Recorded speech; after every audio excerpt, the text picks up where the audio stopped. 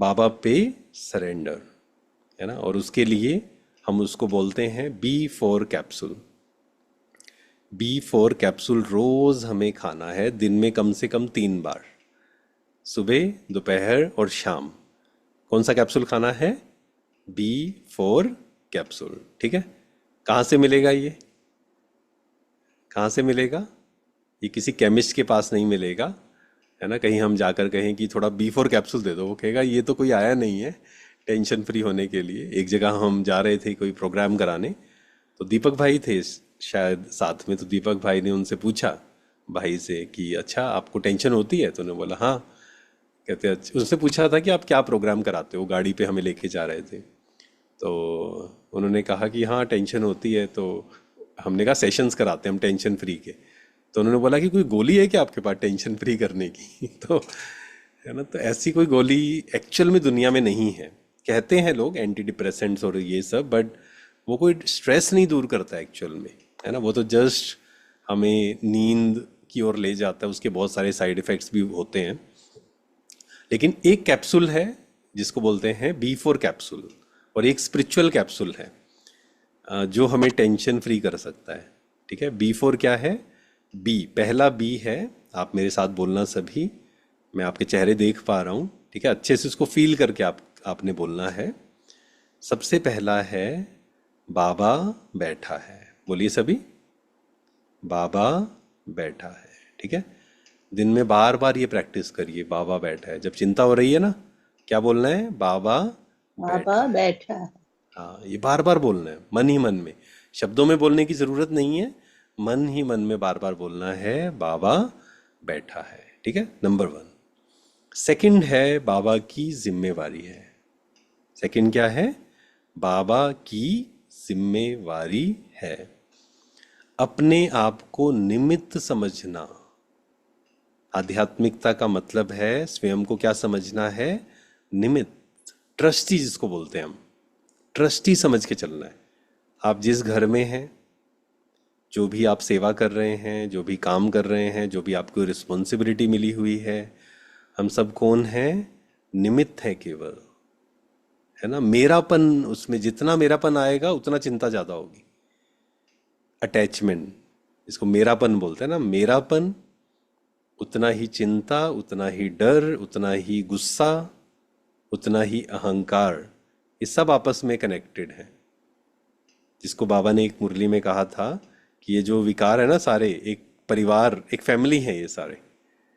जहाँ पर अटैचमेंट है वहाँ पर एंगर भी होगा, वहाँ पर ईगो भी होगी, है ना, सब कुछ होगा, सफरिंग भी होगी। तो इसलिए जितना हम निमित्त समझेंगे अपने आप को, बाबा की जिम्मेवारी है, कोई भी कार्य है।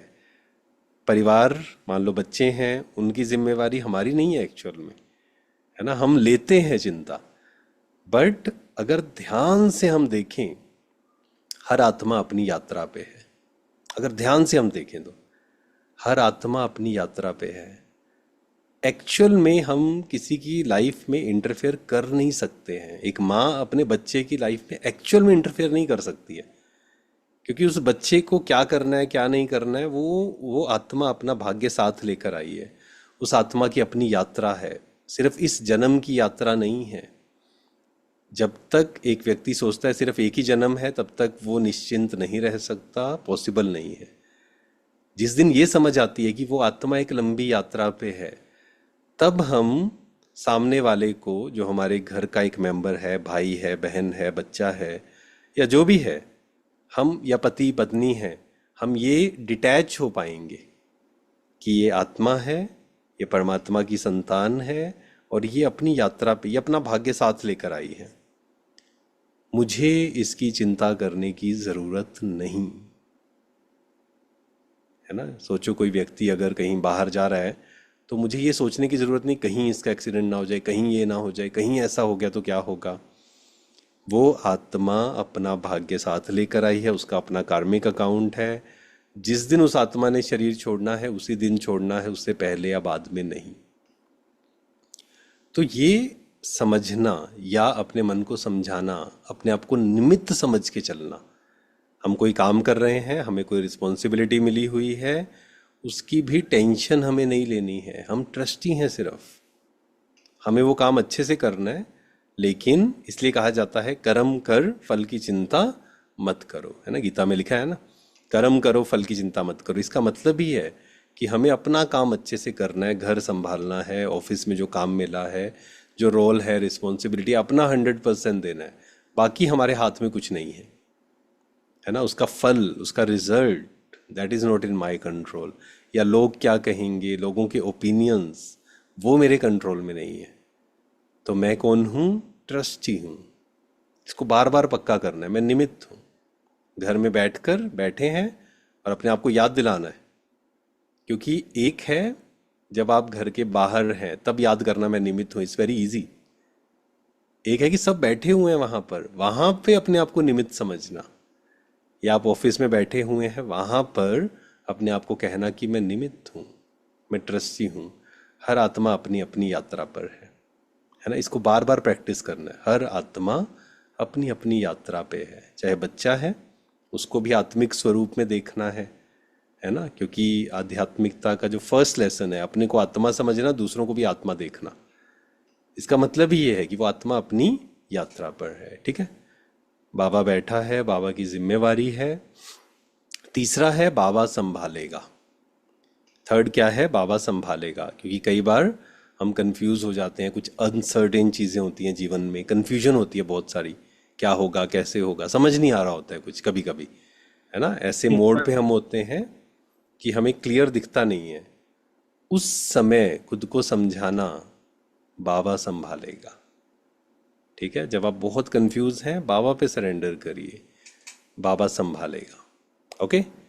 और फिर फोर्थ है बाबा मेरे साथ है। इसको बहुत अच्छे से फील करना है, जिसको मुरली में कहते हैं कंबाइंड स्वरूप की अनुभूति। कंबाइंड रहना है बाबा से। बाबा मेरे साथ है, फील करना है उसको अपने अपने साथ, साथी है वो मेरा। और इसके बहुत अच्छे अच्छे गीत हैं, जिसमें से एक गीत जो मुझे बहुत पसंद है, भगवान हमारा साथी है ना। अच्छे अच्छे गीत सुनिए, उसको फील करिए, और चलते फिरते बार बार भगवान मेरे साथ है, बाबा मेरे साथ है। घर से बाहर जाएं, घर में बाबा का रूम या बाबा की फोटो होनी चाहिए। घर से बाहर जाएं, फील करें, बाबा से बात करके बाहर जाएं, बाबा को साथ लेके जाएं। चाहे 30 सेकेंड, 1 मिनट, ये नियम बना लें। वापस आएं, बाबा के रूम में बैठें, बाबा का शुक्रिया करें। इससे क्या होगा? हमारा संस्कार पक्का हो जाएगा बाबा को साथ रखने का। और जैसे कहा 25 टाइम्स कौन सा अनुभव करना है? हर दिन बाबा का वरदानी हाथ मेरे सिर पर है। ये भी क्या है? बाबा मेरे साथ है, बाबा की शक्तियाँ मेरे साथ हैं। एक मुरली में बहुत अच्छी बात आई थी कि अगर आप कमज़ोर भी हैं, मान लीजिए, सोचो कोई व्यक्ति दुनिया में अगर कमज़ोर है, लेकिन उसका साथी या उसका पिता या उसका दोस्त कोई भी बहुत शक्तिशाली है, तो क्या होगा? है ना, वो भी अपने आप को समझेगा। सोचो एक कोई है जो नरेंद्र मोदी का खास या दोस्त था पहले बचपन में, और अभी वो अपने आप को क्या समझेगा कि आपको पता है मेरा दोस्त कौन है ना। चाहे वो खुद कुछ नहीं है। भगवान को साथी बनाना।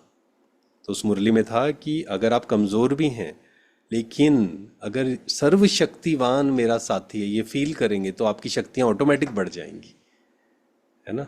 तो बार बार फील करना है, सर्वशक्तिवान मेरे साथ है।